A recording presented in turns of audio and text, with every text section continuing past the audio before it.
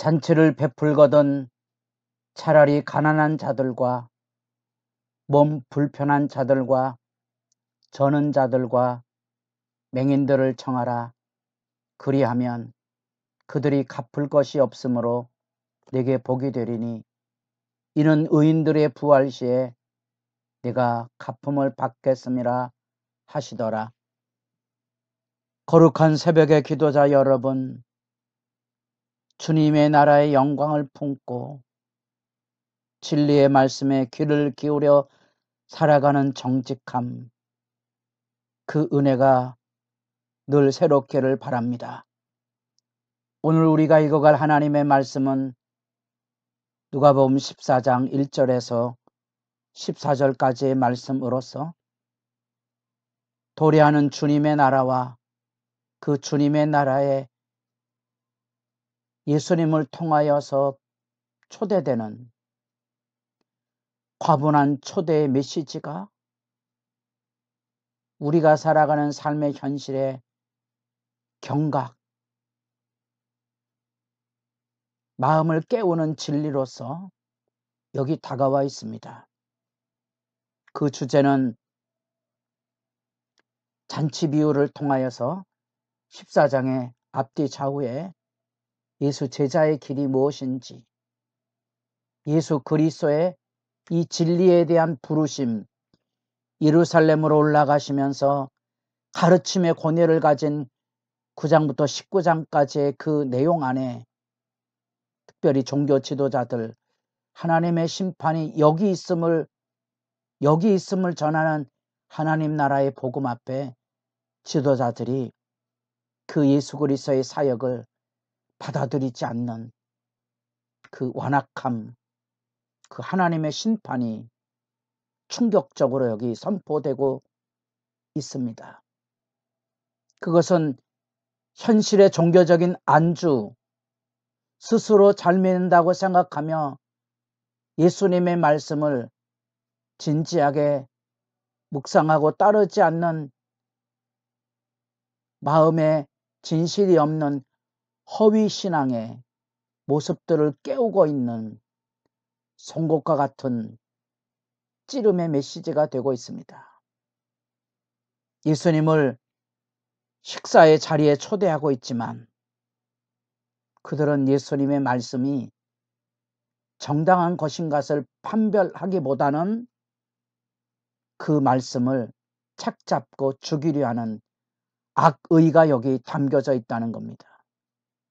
그래서 누가복음에서 바리새인과 식탁 교제도 7장, 11장, 14장 나오고 뿐 아니라 이 잔치 초대의 비유도 나올 때 바로 그들의 식탁 교제와 세리와 죄인들을 향한 이 잔치가 대조되고 있는 거죠.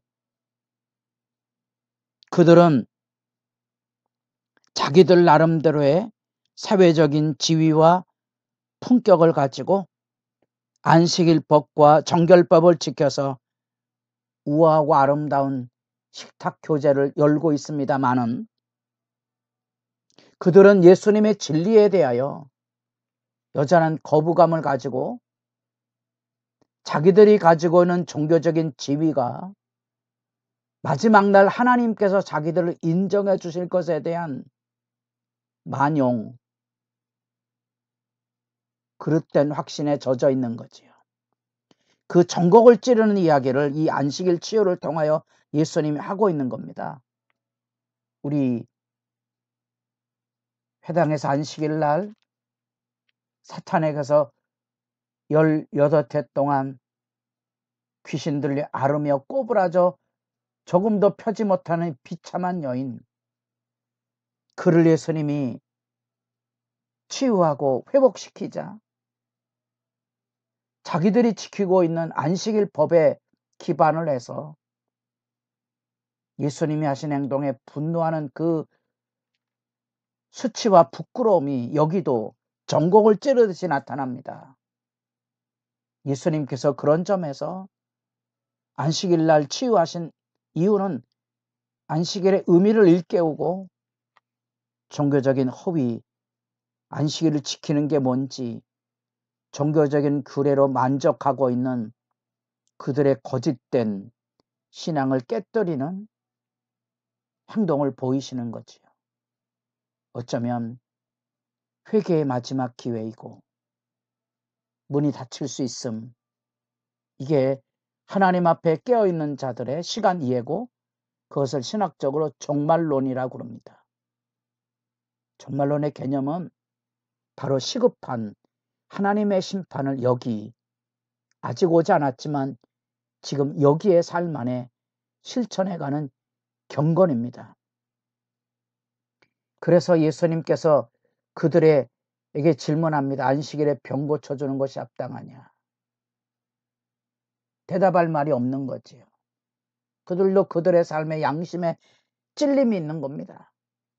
너희 중에 누가 그 아들이나 소가 우물에 빠졌으면, 여기 이 아들은 다른 사본에 나귀로 나와 있는데 이 아들이라면 바로 그 얘기를 하는 거지요. 누가 하나님의 아들인가 하는 거지요. 여하튼 나귀나 소가 우물에 빠졌으면 안식일이라도 건져내는 건데, 그럼 사람이 18년 동안 꼬부라져 신음하는 그 영혼이 안식일에 고침받는 것이 그렇게 분노할 일인가 하고 핵심을 찌르는 거죠. 그들이 대답을 하지 못합니다. 비겁한 침묵이죠. 사악의 침묵입니다. 믿음의 대답을 해야 책임 있는 삶을 살지 않겠습니까? 그래야 자기가 잘못된 것을 인정할 수도 있고 진리의 논쟁 앞에 자기의 허위를 깨닫고 진실을 찾아갈 수 있지 않겠습니까? 그리고 이제 잔치 비유가 이어집니다.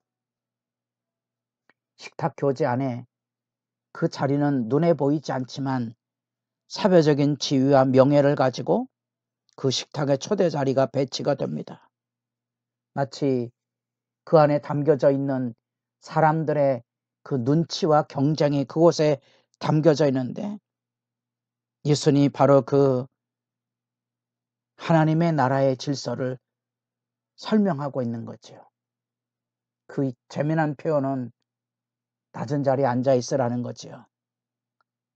폼 잡고 큰 자리, 높은 자리에 올라갔다가 주인이 낮은 자리로 내려가라면 얼마나 수치스럽겠느냐. 스스로 낮추는 겸비에 대한 일상의 이야기라고, 사실은 하나님의 나라의 비유가, 하나님 나라의 메시지가 이런 하나님 앞에서의 정직함, 진실함, 겸손이지요.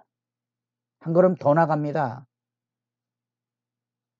이제 잔치를 베풀려거든 벗이나 형제나 친척이나 부하나 이웃을 청하지 말고, 이 잔치를 비유를 통하여서 여기 식탁 교제들이 자기들끼리만 이루어지는 잔치로 여기 들려지고 있는데, 그래서 이 식탁 교제를 예수님께서 천국 잔치로 비화해서 메시지를 던져주고 있는 거지요. 그래서 낮춤의 자리, 낮은 자리에 서 있어라.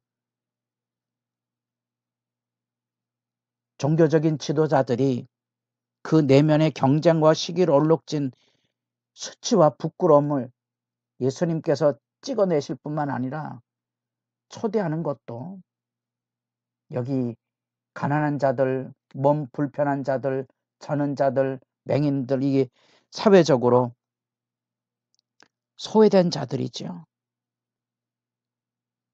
그들은 대접하면 여기 자기들끼리의 교제 안에 다시 초대할 수 있는 능력이 없는 사람들입니다. 그 초대를 다시 받을 수 없는 자격 없는 자들을 너희가 대접하면 하나님께서 너희들의 삶 안에 갚을 것이 없으므로 복이 되겠다는 거지요. 이런 잔치 안에 천국의 호는 잔치에 대한 비전을 거기 분명히 깔고 있습니다. 우리가 이 세상을 살아가며 이 땅의 삶에 우리의 마음을 빼앗기고 살면 이런 주님의 말씀들을 바르게 받아들이기 어렵죠. 우리가 천국의 영광을 품고 있어야 하나님 나라의 잔치, 하나님 나라의 잔치에 우리가 초대될 수 있음, 그 잔치에 초대하는 영광의 믿음의 덕이 어디 있을까? 갚을 것이 없는 소외된 자들을 돌아보라는 주님의 말씀입니다. 안식일의 명분을 가지고 있는 것처럼, 그러나 그들은 허위를 가지고 있어서 수정병 든 사람을 고치는 그 일에 대하여 18달 동안 꼬부라져 지내는 그 여인에 대하여 그들은 분노와 시비를 표현하지만 실제적인 안식이 지금 여기 있다는 거죠. 지금 여기 하나님의 나라가 실제가 여기 있음을 예수님께서 밝혀주므로 그들의 신앙의 허위를 찌르고 있습니다. 회개의 길이죠. 확대되기를 사회적인 지위와 명예를 추구하고 자기들끼리 잔치하는 그 종교적인 잔치의 허위, 그들이 누리고 있는 사회적인 안전망을 깨뜨리시고 천국의 잔치를 기다리고 있는가?